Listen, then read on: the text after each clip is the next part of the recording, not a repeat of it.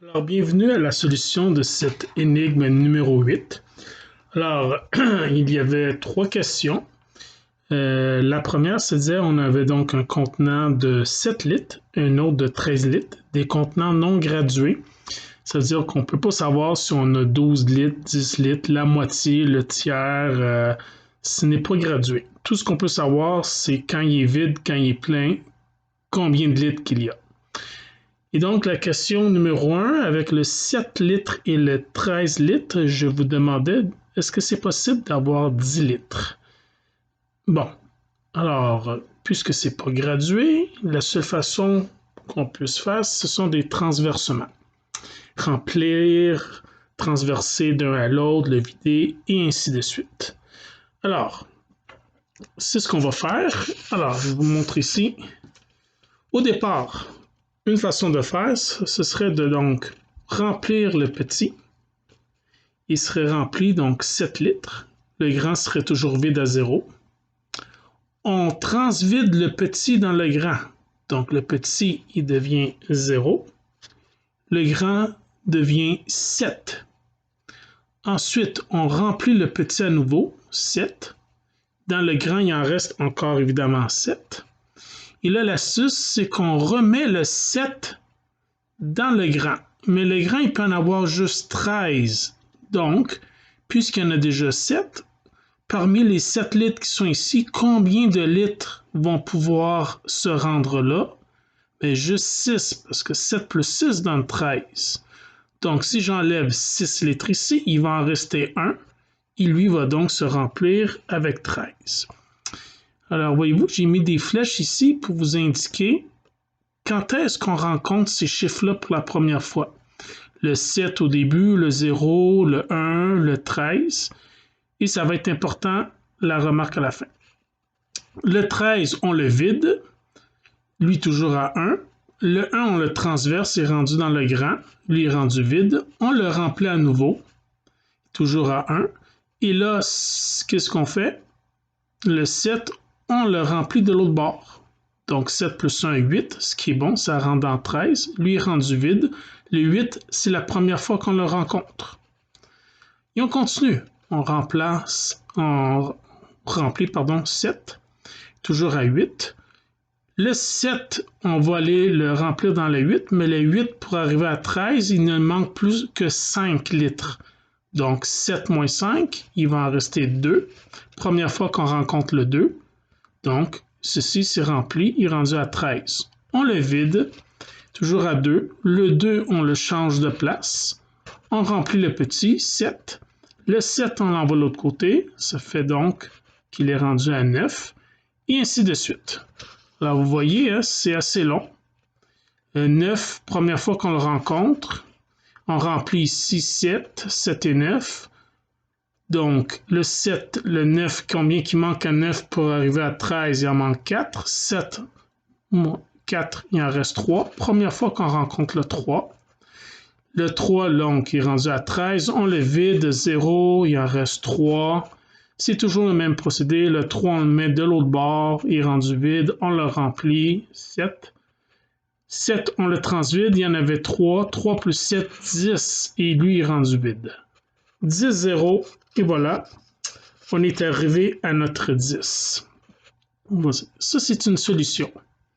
En fait, il y en a une deuxième, et c'est logique parce que, regardez, si je continue, je ne vous expliquerai pas maintenant la séquence, mais c'est la même logique. J'ai les autres chiffres qui apparaissent, 7, 10, 4, 13, alors 4, 0, 0, 4, 7, 4, 0, 11, le 4 qui vient d'apparaître, le 11 qui vient d'apparaître, 7, 11, 5, 13, 5, 0, ici. Et ensuite, on continue ici. Alors, on voit le 0,5 qui apparaît, 7,5, 0,12 ici, première fois qu'on a le 12, 7,12, 6,13, première fois qu'on a le 6, 6,0, 0,6, 7,6 et finalement 0,13. Alors, je vais vite parce que c'est le même raisonnement. Mais ce que je veux vous faire remarquer, c'est qu'ici, on arrive à la fin avec le 0,13. Alors que nous étions partis avec le 7,0. Alors, soit c'est le petit qu'on remplit dans le grand, quel lapsus, ou on part de lui et c'est le grand qu'on transverse dans le petit. Les deux solutions sont correctes, c'est juste qu'il y en a une qui est plus rapide que l'autre. Celle que je vous ai montrée, ok, celle-ci, il y a 20 étapes pour se rendre à rencontrer le 10 la première fois. La deuxième, celle-là ici, qui dans le fond remonte et vient trouver le 10, 18 étapes. Alors, une petite félicitation à mon collègue et ami Steve Fab qui avait trouvé la réponse avec le bon nombre d'étapes, 18 étant le minimum. Alors, j'ai fait exprès de donner 10 qui était pas mal au milieu. OK. Deuxième question, je vous ai demandé, même chose avec un 27 litres. Je ne sais pas si vous voyez bien ici. Alors, 27 ici. Et le grand 39. Et je voulais obtenir 7 litres. Bon, alors je vous fais grâce de la procédure parce que c'est la même logique. J'y suis allé par, on remplit le petit 27, puis on transverse. J'ai mis des flèches à chaque nouveau chiffre qui apparaissait. Juste pour vous dire comment long que c'est. Voyez-vous, regardez, ça défile, les étapes défilent, puis on rencontre des chiffres. On rencontre 27, le 0, 15, 39, le 3, le 30 pour la première fois, le 18, le 6, et ce n'est pas fini. Ça continue, encore et encore. Alors voyez-vous, ici, on est rendu 0,6, je poursuis. On continue, on rencontre le 33 pour la première fois, on continue, on a le 21, première fois qu'on rencontre, on continue. On rencontre le 9, première fois, voyez-vous comment que c'est long? C'est ça. Ici, le 36 qui apparaît pour la première fois. Je continue, 24 qui apparaît. Finalement, est-ce qu'on va avoir tous les nombres? On continue. J'ai ici le 12.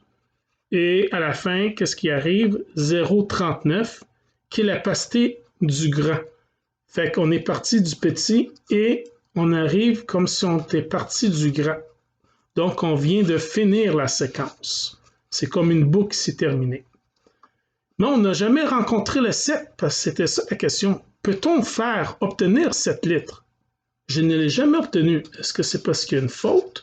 Est-ce que parce que ça ne donne pas? Ou si ça ne donne pas, pourquoi ça ne donne pas? Alors, voyez-vous ici, je reviens. Les nombres que l'on a obtenus, je les ai indiqués ici.